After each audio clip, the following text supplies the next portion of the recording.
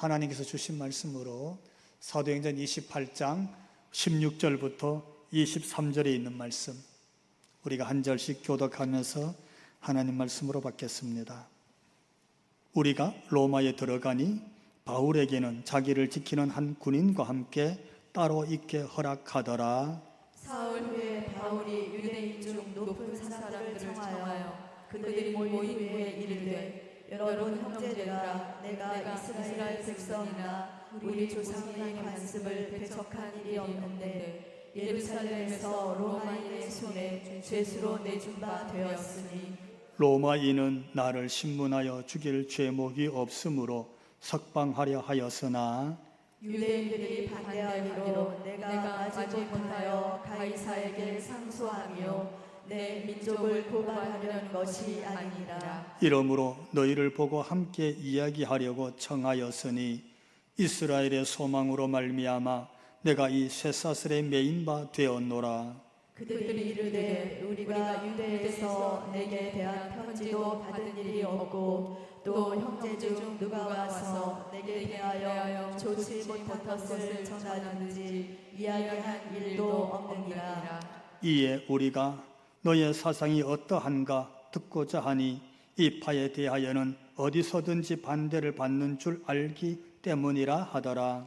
그들이 날짜를 정하고 그가 유숙한 집에 많이 오니 바울이 아침부터 저녁까지 강론하여 하나님의 나라를 증언하고 모세의 율법과 선지자의 말을 가지고 예수에 대하여 권하더라. 아멘. 할렐루야. 오늘 이 본문은 사도행전의 마지막 부분입니다. 사도행전의 끝은요, 바울이 순교했거나 바울이 로마에서 사역을 마쳤거나 교회를 세우고 성도들을 세우고 또 다른, 예를 들면 스페인으로 복음을 들고 사역을 갔거나 아니면 예루살렘으로 돌아갔다라고 하고 끝나지 않아요. 오늘 본문 메시지를 보면서 사도행전을 통해서 하나님께서 하나님께서 여기 우리 교회에 하나님이 주시는 메시지는 아마 이것이 아닐까 하는 하나님의 마음과 하나님의 음성을 듣는 이런 영적인 감격이 오늘 저와 여러분 우리 모두에게도 있게 되기를 주님 이름으로 축원합니다. 사도행전은 하나님께서 사람을 택해서 하나님의 나라와 예수님을 통한 복음을 전하는 내용들로 채워져 있구나, 이 메시지를 보게 되는 줄로 믿습니다. 저는 이 말씀을 보면서 정말 이렇게 사모하는 마음으로 기도했어요. 주님, 이 복음이 내 옆에 있게 해주시고 이 예수 복음이 내 입술에 있게 해주시고 이 예수 복음을 오늘도 내가 증거할 수 있도록 우리 하나님이 써주셔서 감사합니다. 하오니 주님, 종이 가는 종의 길에 영안을 열어주셔서 주의 길을 바라보며 가게 하옵소서. 동시에 하나님, 우리 사랑하는 성도들이 하나님 앞에서 영적 귀가 열려서 정말 주님의 음성을 듣는 예수님의 말씀이구나, 이 예수님의 음성을 듣는 영적 귀를 열고 예배하고 말씀을 듣는 우리 교회 성도들이 되게 주옵소서. 할렐루야. 제가 이렇게 기도하면서 오늘 본문의 말씀을 준비했습니다. 한번 따라해 볼까요? 로마에 도착. 드디어 로마에 도착했어요. 정말 말로 다 표현할 수 없는 많은 굴곡을 겪어서 드디어 로마에 도착했어요. 누가? 바울이. 누가? 몇몇 제수들과 함께 276명에 되는 사람들을 거느리고 로마로 향했던 백부장 율리오와 가이사 황제의 군인들이 함께 로마에 도착한 줄로 믿습니다.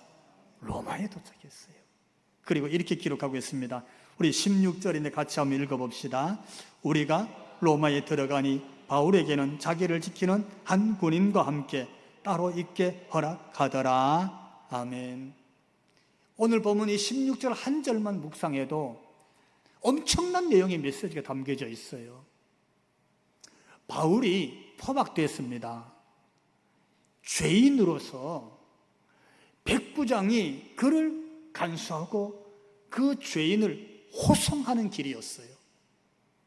로마의 황제의 군대가 그들을 지키면서 죄인을 호송해서 저 유대 땅 가이사라에서부터 지중해 연안을 거쳐서 로마까지 온 거예요. 도착했는데 보니까 한 사흘이 지났어요.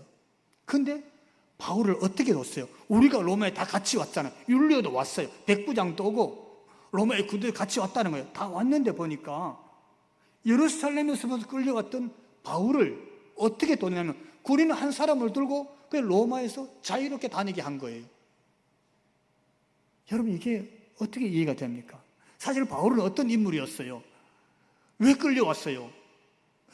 예루살렘에 있을 때에 유대인들이 성전에 있던 바울을 끌어내었어. 여러분, 인격적인 그를 데리고 나온 게 아니에요. 사람 대우를 해준 게 아니라 그를 강제로 끄집어 끌어내서 성 밖으로 끌고 가서 돌로 쳐서 죽이려고 했어. 바울을 죽이려고 했다고. 죽음 직전에 천부장이 그를 구조해낸 거예요. 그래서 가이사랴에 가서 거기서 총독 앞에서 재판을 받게 했잖아요. 겨우 예루살렘에서 죽음 직전에 구조해냈더니 이게 웬일이야? 가이사랴에서 재판받는 중에 유대인들이요, 그들이 모여서 결속을 했어. 어떻게? 나는 저 바울을 죽이기 전에는 뭐도 안 먹고 밥도 안 먹고 뭐도 안 마시고 물도 안 마시고 나는 식음을 전폐하고 바울 죽이기 전에는 아무것도 안 먹어 하고 모여들어서 그렇게 동맹을 맺은 사람이 몇 명? 40여 명이나 되더라 그랬어요. 그러니까 유대 땅에서 바울이란 인물은 숨을 데가 없어요. 피할 수가 없어요. 그는 죽는 길 외에는 다른 길이 없었어요. 그게 바울의 처지였어요. 그런데 백부장이 아무리 조사를 하고 총독이 아무리 재판을 해봐도 바울이 죄가 없는 거야. 그들이 성전을 모독했다, 하나님을 모독했다 그러는데 보니까 성전을 모독한 것도 아니고 율법을 지키고 그러니까 하나님을 모독한 것도 아니고, 그러니까 총독도 천부장도 바울을 죽일 수가 없었어요. 그래서 어떻게 할 수 없이 바울을 조사하다 보니까 그가 로마 시민권자야. 로마인이야. 그의 신분은 혈통으로 아브라함이 우선이고 그가 유대인이었지만 현재 그의 세상적으로 말하면 주민등록증이죠. 여권을 말하는 거야. 그의 신분은 로마인이었어. 그는 태어날 때부터 로마인이에요. 그래서 바울을 배를 태워서 로마로 보내는 거예요. 근데 그 가는 길이 쉽지 않았어요. 광풍을 만났어요. 엄청난 광풍을 만났어. 유라굴로라는 광풍을 만났어. 갈 수가 없는 거야. 이 광풍이 얼마나 심했는지요. 여러분, 14일 동안에 해가 보이지 않았어요. 달도 별도 보이지 않았어요. 깜깜히 엄청난 바람이 배를 삼킬 것 같았어요. 여러분, 해가 보이지 않고 달도 별도 보이지 않는다는 말은 방향을 알 수 있다 없다? 방향을 잡을 수가 없어요. 동서남북을 알 수가 없어. 그래서 그들이 뭐라고 표현했냐면요, 우리가 다 죽었다, 단 한 개의 살 소망도 없노라 그랬어요. 그렇게 그들이 바람이 부는 대로 그렇게 흘러갔다. 근데 유독 바울만이 아니다, 하나님이 우리 중에 한 사람도 잃어버리지 않는다고 했다, 다 살 수 있다, 나는 하나님을 믿는다, 이랬다고요. 그 배에 있는 사람들이 저기 이제 미쳤는가 보다, 워낙 큰 태풍을 만나고 배가 막 뒤집어지려고 그러니까 이제 제정신이 아닌가 보다 아마 이랬을 거예요. 아니나 다를까 그 큰 파도가 뒷꼬리를 콱 부딪히니까 배가 깨져버렸어. 배가 파손했다고. 그런데 하나님 말씀대로 그들이 배가 깨지고 바다에 빠지고, 어떤 사람은 수영을 하고 어떤 사람은 깨어진 배의 널판지를 갖고 그 바다에서 섬으로 구조받았어요. 한 사람도 해함을 받지 않고 모두 다 구조받은 줄로 믿습니다. 얼마나 다행이에요. 그게 지난주에 설교였어요. 구조받은 그 섬의 이름이 뭐였어요? 멜리데였어요. 바울의 일생의 여정 속에서 정말 그가 도움받아서 살아나고 격려되고 동력자를 만나고 우군을 만나고 수고했다고 칭찬을 받고 이런 게 없어. 지금 한 사람도 그를 도와주지 않았어. 가는 길마다 죽을 길만 있는 거예요. 살 길이 없었어요. 살 길이. 근데 구조받은 거예요. 근데 육지에 올라온 섬에서 살아났네. 섬에 원주민들이 와서 그들을, 겨울이었으니까 추우니까 불을 피우고 옷을 말리고 아마 수프를 끓여서 먹을 걸 주고 이렇게 살려줬다고. 근데 거기서 어떤 일이 생겼어요? 다른 사람들은 그 구조받아서 거기서 지금 따뜻한 걸로 초원을 올리고 그래서 구조받아서 감사하는데, 유독 한 사람, 누가? 바울만 큰 해를 또 입잖아요. 어떤 해를 입었어요? 독사가 나와갖고 독사가 바울의 손을 물고 매달려 있는 거예요. 여러분, 독사한테 물리면 죽어요. 죽습니다. 얼마나 무서운 뱀인지 몰라요. 이게 바울의 현실이에요. 현실. 바울이라는 한 사람을 놓고 보면 지금 로마에 도착했다. 이건 진짜 기적 중에 상기적이요. 로마에 도착할 수 있는 인물이 못 됐어요. 로마에 도착할 수 있는 길이 아니야. 바울이 지금까지 온 길은 그냥 어떻게 해서 죽음을 피할 수 있을까? 내가 진짜 살아날 수 있을까? 나는 인생에 살 길이 없는구나. 내가 하나 위기를 넘고 나면 더 큰 위기가 있어. 하나 고기를 넘고 나면 더 큰 높은 고기가 있어. 이게 지금 바울의 길이었어요. 그 바울의 길은 사는 길이 아니에요. 바울의 길은 말 그대로 망하는 길이에요. 인생이 망하는 길이야. 그냥 죽는 길이에요. 그런 바울이 오늘 16절에 딱 오니까 우리가 로마에 도착했다 이렇게 말하고 있는 거예요. 여러분, 이 메시지가 뭡니까? 뭘 얘기하는 거예요? 다 죽는다고 그랬는데 이 성에 살았어. 그리고 어디로 왔다? 로마로 온 거예요. 이게 전하는 메시지가 있습니다. 이게 무슨 뜻입니까? 이유가 있었어요. 우리는 그 이유를 사도행전 23장 11절에서 보게 됩니다. 함께 우리 자막으로 읽어봅시다. 담대하라. 내가 예루살렘에서 나의 일을 증언한 것 같이 로마에서도 증언하여야 하리라. 아멘. 예수님께서 예루살렘에 있었던 바울에게 이 말씀 주신 거예요. 네가 예루살렘에서도 이렇게 억울하게 누명을 쓰고, 누명 썼잖아요. 자기가 성전 모독한 거 아니거든요.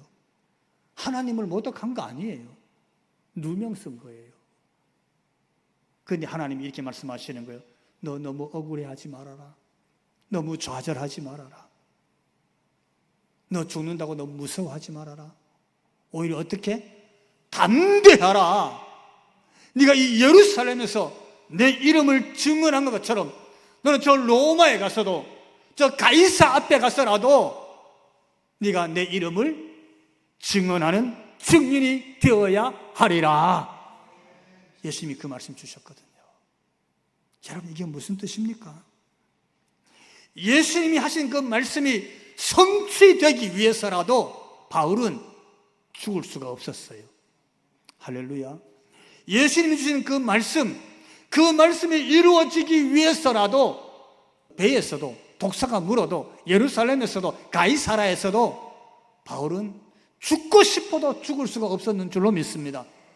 온갖 죽음이 양사방으로 그를 에워싸고 있어도 바울은 죽을 수가 없었어요. 이유는 딱 한 가지예요.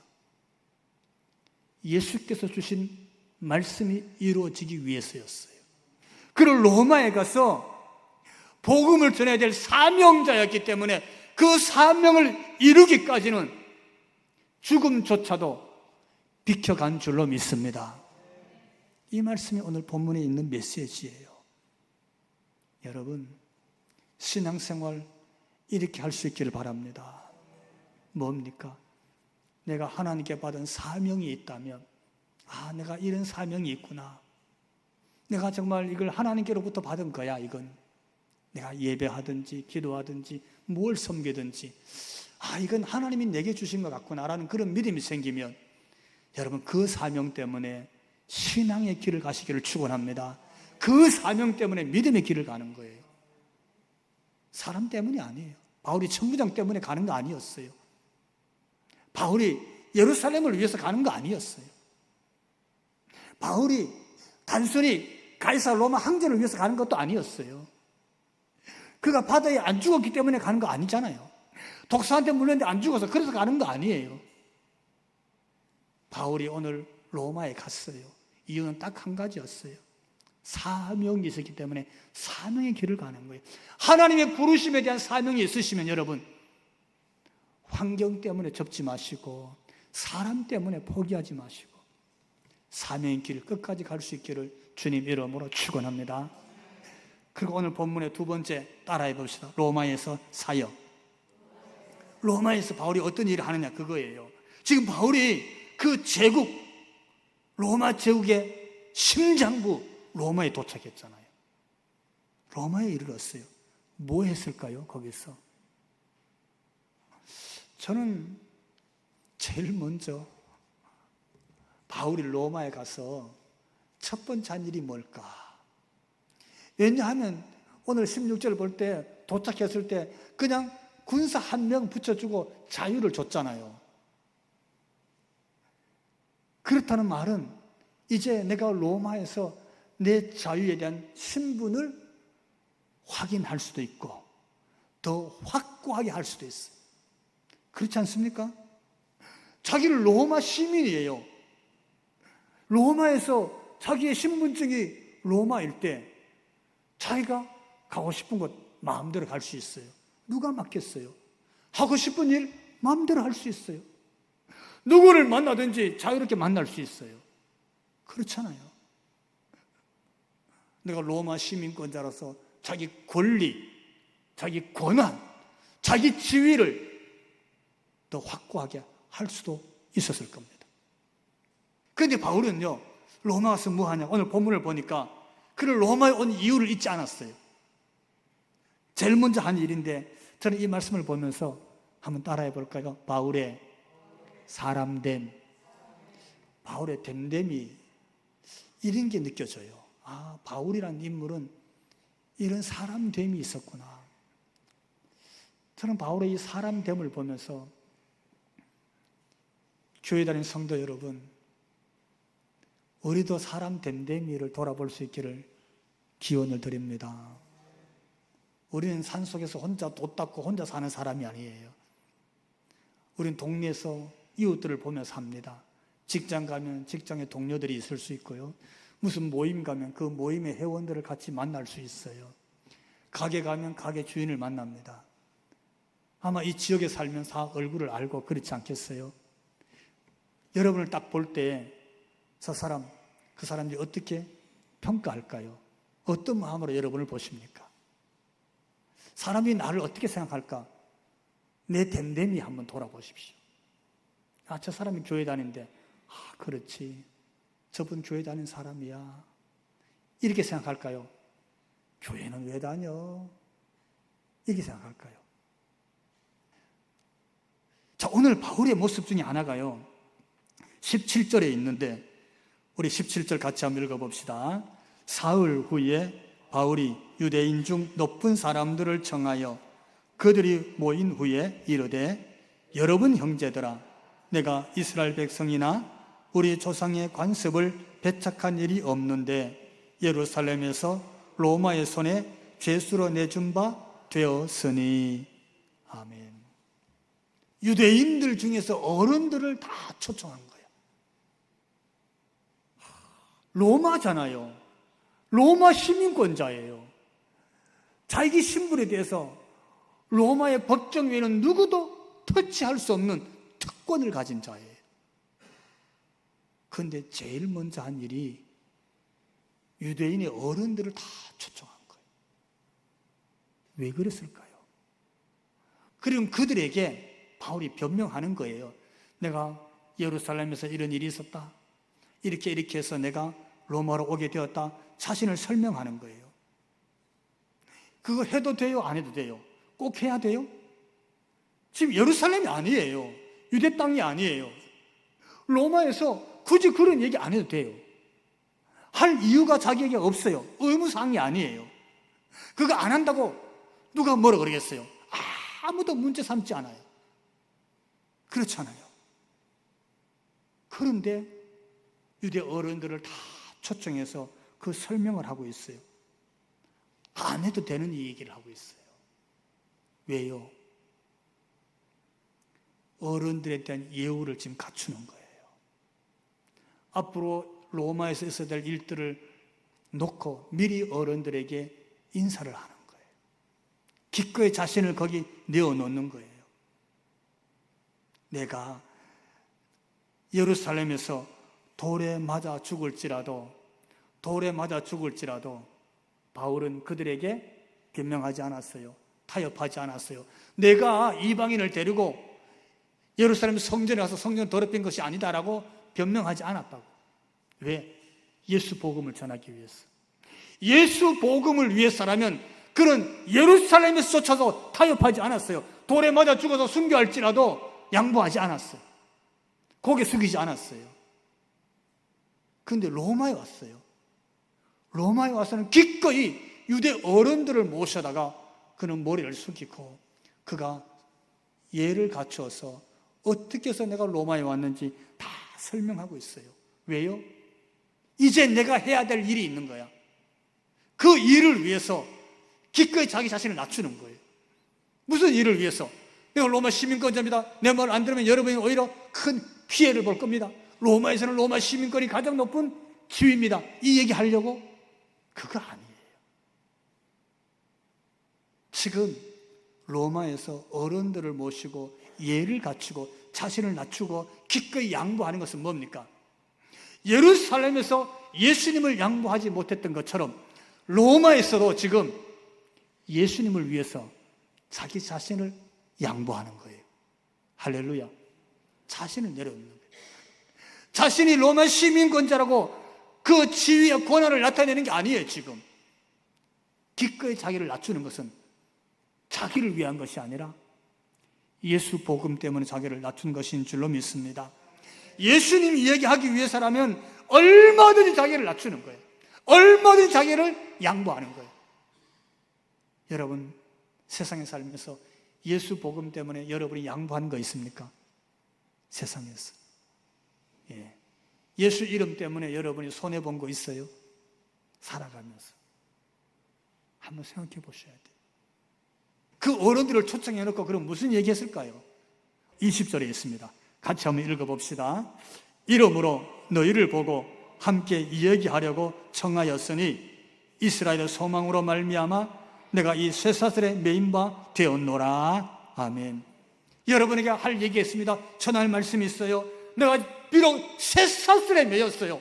억울한 거 아니에요. 쇠사슬에 매였어요. 누명 쓴 거 아니에요. 왜 매였느냐? 쇠사슬에 매여서 여기까지 온 이유는 한 가지예요. 뭐에 대해서? 이스라엘의 소망에 대해서 얘기하려고. 이스라엘의 소망이 있었어요. 이스라엘의 소망으로 오신 분이 있었어요. 내가 그 소망을 선포하려고 기꺼이 쇠사슬에 매인 거예요. 이스라엘의 소망을 전하려고 기꺼이 내가 희생하면서 여기까지 왔다는 거예요. 여러분, 자기의 출세나 자기의 이익을 위해서 쇠사슬에 매인 게 아니었어요.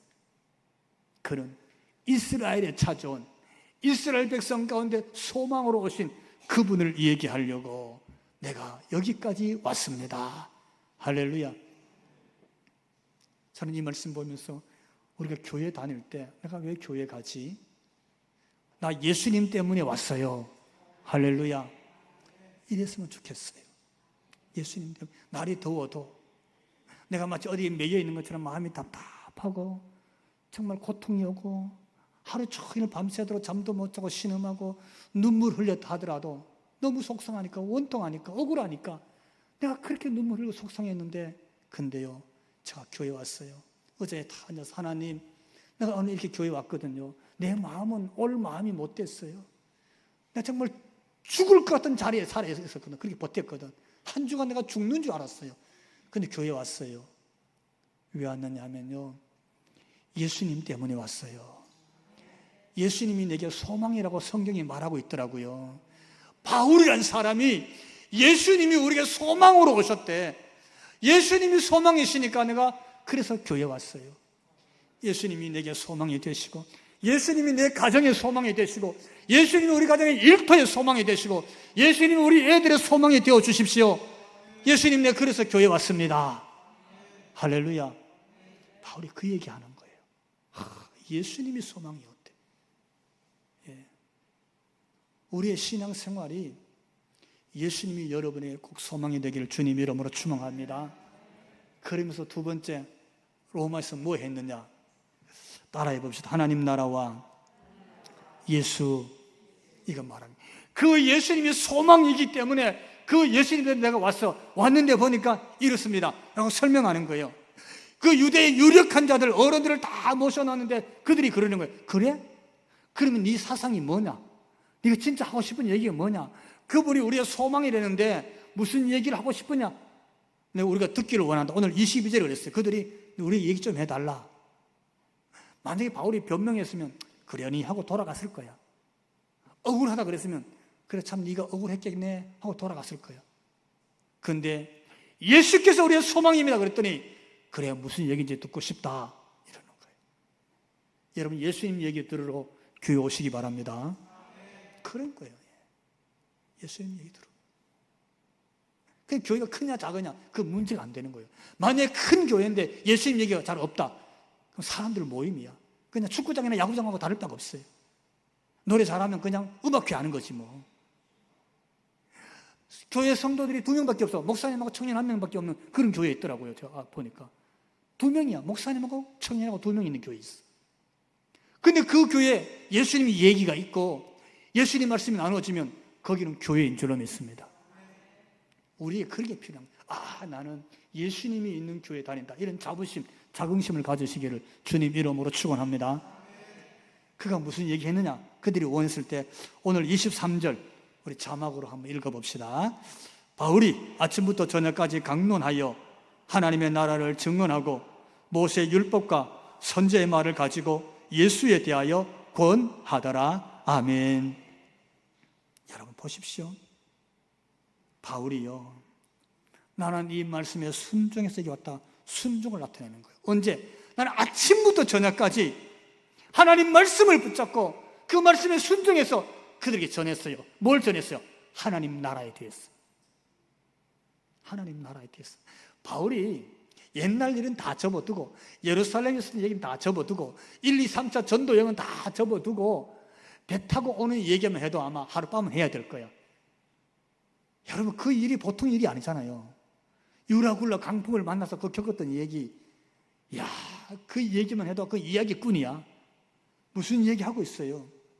아침부터 저녁이 됐어요. 종일 시간이 다 갔어요. 자기 경험 얘기하는 게 아니에요. 자기 자랑 얘기하는 거 아니에요. 로마 시민권 자기 지위 얘기하는 게 아니잖아요. 자기 변명하는 게 아니에요. 오직 하나님의 나라와 우리의 소망 되신 예수 그리스도에 대한 얘기를 전하더라. 할렐루야. 그는 주어진 시간 전부 다 쓰면서 하나님의 나라와 예수 그리스도가 우리의 소망입니다, 이 얘기 전하고 있는 거예요. 여러분 이게 바울입니다. 이게 사도행전의 마무리예요. 사도행전 28장 마지막 절 31절인데 끝절이에요. 이렇게 기록하고 있어요. 같이 읽어봅시다. 하나님의 나라를 전파하며 주 예수 그리스도에 관한 모든 것을 담대하게 거침없이 가르치더라. 할렐루야. 바울이 이 얘기하는 거예요. 거침없이 자기 법적 지위 그거 얘기하는 게 아니잖아요. 담대하게 억울하다 그 얘기하는 게 아니에요. 그 로마에서 종일 아침부터 밤이 될 때까지 그 시간 전부 다 쓰는데 거침없어. 담대해. 조금 더 유예하지 않아. 뭘? 하나님의 나라와 예수 그리스도에 관한 얘기를 선포하고 있는 거예요. 여러분, 이게 사도행전의 마지막 모습입니다. 바울의 이 사건, 담대하게 거침없이 하나님의 나라를 선포하고 예수 그리스도가 우리의 소망입니다, 이 복음을 선포했을 때 결국 바울의 이 복음 전도로 인해서 로마 제국이 복음화된 줄로 믿습니다. 로마의 복음화는 전 유럽이 복음화된 역사가 일어난 줄로 믿습니다. 예수 그리스도가 우리의 소망입니다. 하나님의 나라가 우리 속에 있어야 됩니다. 바울의 이 거침없는 이 담대한 복음 전도가 한 제국을 바꾸고 유럽을 바꾸고, 그 복음은 대상을 건너와서 아메리카를 바꾸고, 다시 태평을 건너와서 그 복음은 한국 땅에 이 죽산에 교회를 세우게 하신 줄로 믿습니다. 이게 예수 복음입니다. 우리의 인생이 바울처럼 누군가에게 하나님의 나라와 예수께서 우리의 소망입니다 하는 복음을 전할 수 있기를, 그 일에 바울처럼 저와 여러분이, 우리 교회가, 한국 교회가 쓰임받게 되기를 주님 이름으로 축원합니다.